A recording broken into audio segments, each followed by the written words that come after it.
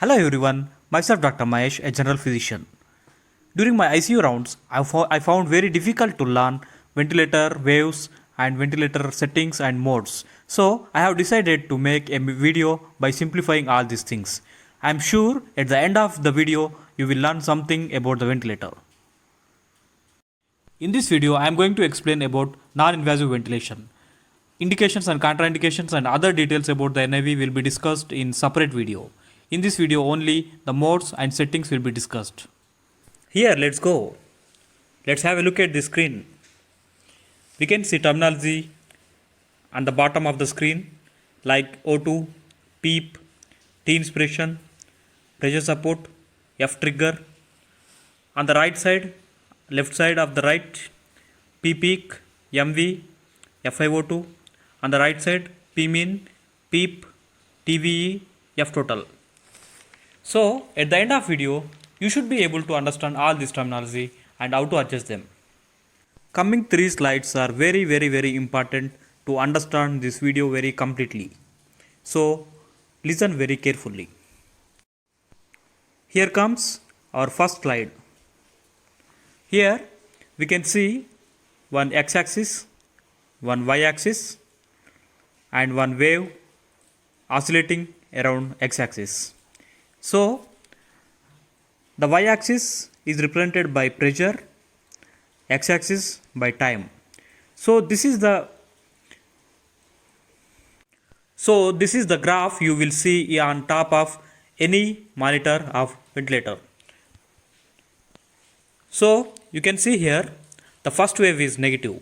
So when you take inspiration, the intrathoracic volume increases and pressure within lungs decreases. This negative wave indicates pressure within airways and alveoli is negative. So this is the inspiration. So the next wave is the positive wave. The positive wave indicates the recoiling of lungs and thorax. So recoiling results in the decrease in volume and this results in increase in pressure. So it is represented by positive wave here. So this is a cycle of inspiration and expiration, inspiration and expiration. And watch carefully, this wave is oscillating around zero pressure. So this is very important, remember this point. So now comes the second slide. So in this slide, you can see x-axis, y-axis and a wave undulating. But what is the difference you can see? So the difference you can see is the wave is oscillating around a pressure of phi, not the zero. So that means during any phase of respiration, inspiration and expiration, the pressure is not coming towards the zero. So throughout the respiratory cycle, the pressure is above zero and it is undulating around the pressure of phi. So it is the CPAP pressure of phi. So this is called CPAP mode. Here comes the third slide. You can see here one positive wave, one wave around the pressure of phi, flat wave around the pressure of phi, one positive wave and a wave around the pressure of phi.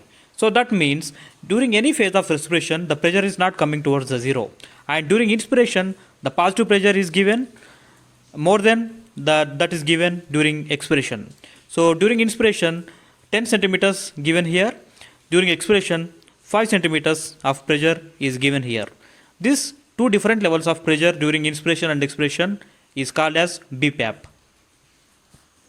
The baseline pressure we keep in CPAP is called as PEEP, peak and expiratory pressure. The inspiratory positive pressure that we keep in BPAP is called as IPAP, inspiratory positive airway pressure. The expiratory positive pressure we keep in BPAP is called as EPAP, that is expiratory positive airway pressure. During normal expiration, the pressures within the lungs will drop and volume will decrease, so the alveoli have tendency to collapse. So the keeping PEEP here will prevent alveoli from collapsing and it will also cause recruitment of new alveoli. So in this way, PEEP will increase oxygenation. In CPAP mode, the PEEP should be started at 5 and it can increase up to 12 depending upon clinical scenario. And CPAP is very useful in hypoxic respiratory failure. In BPAP mode, the difference between IPAP and EPAP will determine amount of tidal volume to be delivered.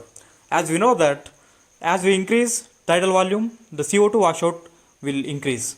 So, if you want to wash out CO2 from the patient, like in COPD or any type 2 respiratory failure, we can increase the difference between IPAP and EPAP so that BPAP can be used in hypercapnic respiratory failure. So how to start BPAP mode? Start by using formula 10 by 5. IPAP of 10, EPAP of 5. IPAP can be increased from 10 to 20 and EPAP can be increased from 5 to 12. Look at this ventilator monitor. It is from Gandhi Hospital of one of the COVID patient. He is kept on CPAP and PSV mode. So you look at the topmost wave. It doesn't look like normal CPAP wave. It looks more similar to BPAP mode. Why? Because here along with CPAP, pressure support is kept. So what is this pressure support?